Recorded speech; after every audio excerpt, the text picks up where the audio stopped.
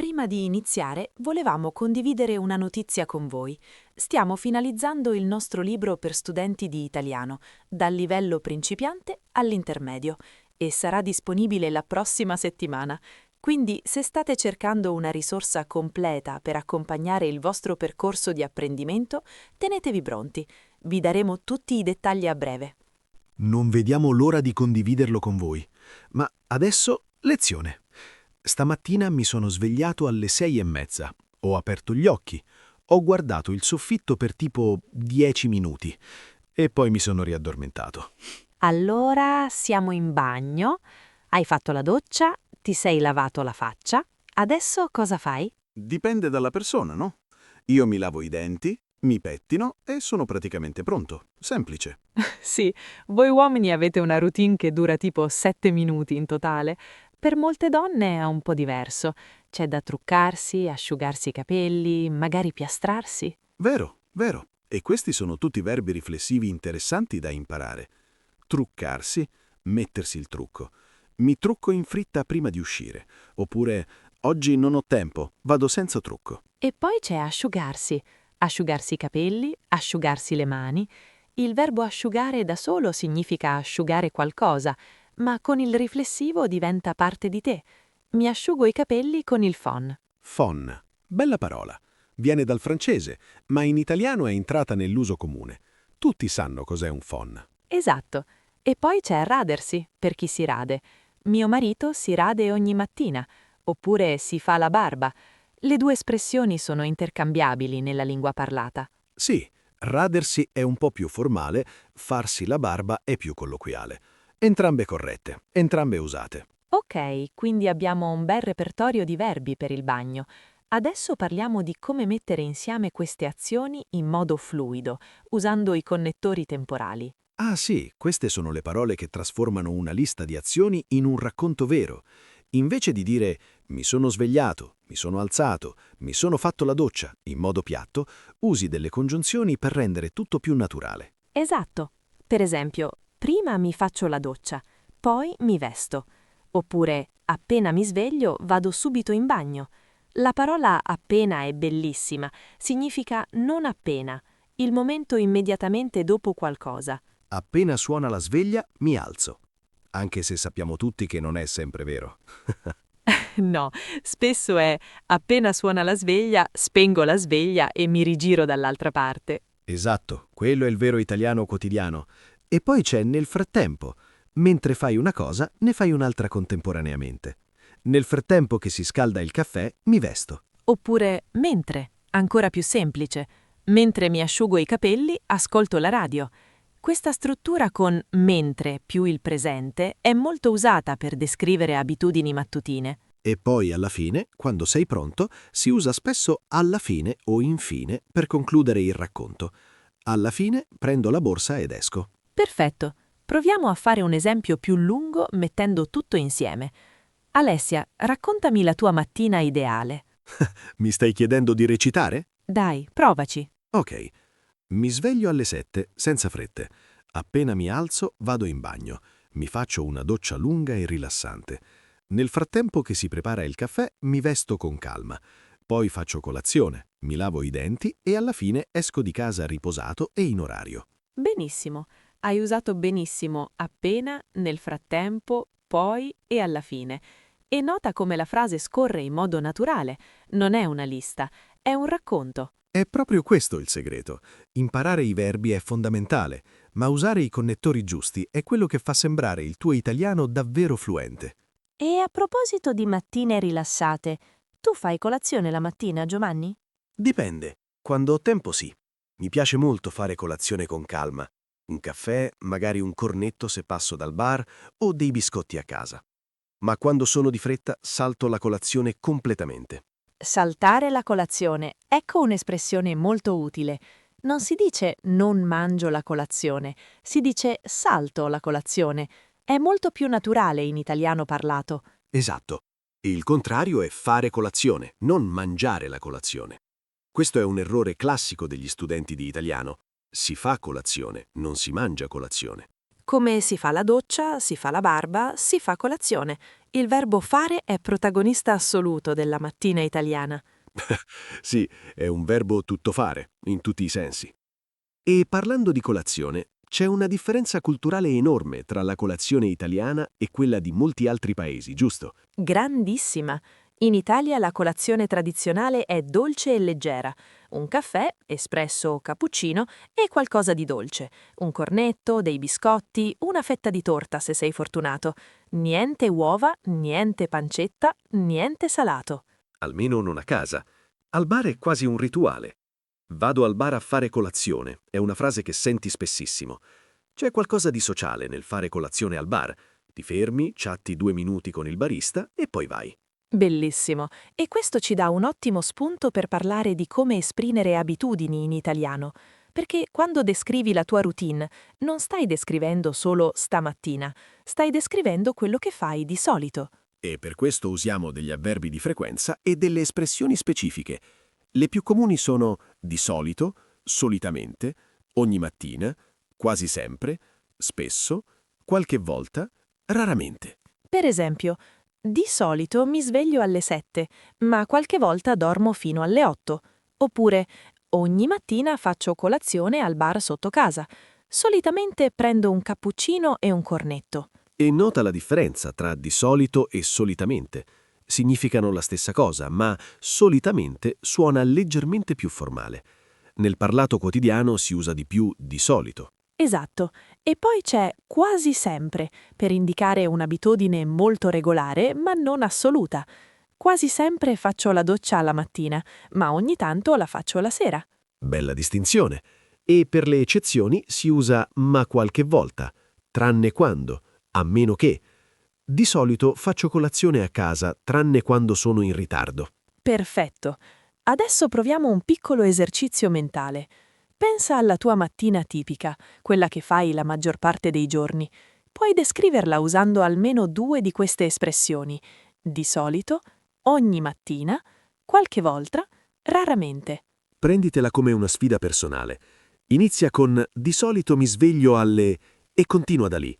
Non importa se fai errori, l'importante è costruire il racconto. E se riesci a includere un verbo riflessivo, un connettore temporale e un'espressione di frequenza, hai già un italiano molto più ricco di quanto pensi. Esatto, 3 ingredienti semplici, ma il risultato finale suona davvero naturale. Ok, abbiamo fatto la doccia, ci siamo vestiti, abbiamo fatto colazione. Adesso arriva la parte più stressante della mattina per molte persone. Prepararsi per uscire. Ah sì, il momento del panico. Dove ho messo le chiavi? Ho preso il telefono? Ho spento il gas? Classico. E per descrivere questo momento in italiano ci sono alcune espressioni molto utili che vale la pena imparare. La prima è essere di fretta, essere in una situazione dove non hai tempo. Stamattina ero di fretta, non ho neanche fatto colazione. Oppure il verbo fare in fretta, sbrigarsi, muoversi velocemente. Ho fatto in fretta e sono uscito senza ombrello. E poi c'è essere in ritardo, quando sei già in ritardo rispetto all'orario previsto. Sono in ritardo di 10 minuti. Oppure il verbo fare tardi, arrivare tardi. Ho fatto tardi stamattina perché ho perso il treno. Queste 3 espressioni, essere di fretta, fare in fretta e essere in ritardo, le senti continuamente nella vita quotidiana italiana. Sono fondamentali. Assolutamente. E poi ci sono le azioni fisiche di prepararsi per uscire. Prendere la borsa, prendere le chiavi, mettersi su il cappotto. E in italiano si dice proprio così. Mettersi il cappotto, mettersi le scarpe, mettersi la giacca. Ancora verbi riflessivi. Mettersi qualcosa addosso, non mettere le scarpe da solo. Si dice mettersi le scarpe. È una delle distinzioni che fa la differenza tra un italiano scolastico e un italiano naturale. Bello. E il contrario? Togliersi le scarpe, togliersi il cappotto. Quando torni a casa la sera, mi tolgo le scarpe, mi tolgo la giacca, mi metto il pigiama. Eccoci di nuovo con i riflessivi. Sono ovunque, non scappano mai. E a proposito di uscire, come si dice che stai per uscire? Ci sono alcune frasi molto comuni. Sto per uscire. Sono nell'imminenza di uscire. Devo andarmene. Vado. Semplicissimo, ma efficacissimo. Gli italiani lo dicono spesso da soli, quasi come conferma a se stessi. Sì, vado, punto. Come se ti stessi dando il via. E poi c'è sono pronto o sono pronta. Sono pronta per uscire. E la domanda corrispondente che senti spesso in famiglia: sei pronto? Si va? Sei pronto? Partiamo? Oppure il classico sbrigati, affrettati, muoviti. Una parola che si sente moltissimo la mattina nelle famiglie italiane con bambini. O tra colleghi quando si va a pranzo insieme e qualcuno è sempre in ritardo. Dai, sbrigati! Esatto. Allora ricapitoliamo i connettori per mettere in sequenza tutta la mattina. Abbiamo prima, poi, dopo, nel frattempo, appena, alla fine, infine. E con questi 7 connettori puoi costruire un racconto completo della tua mattina, dall'inizio alla fine.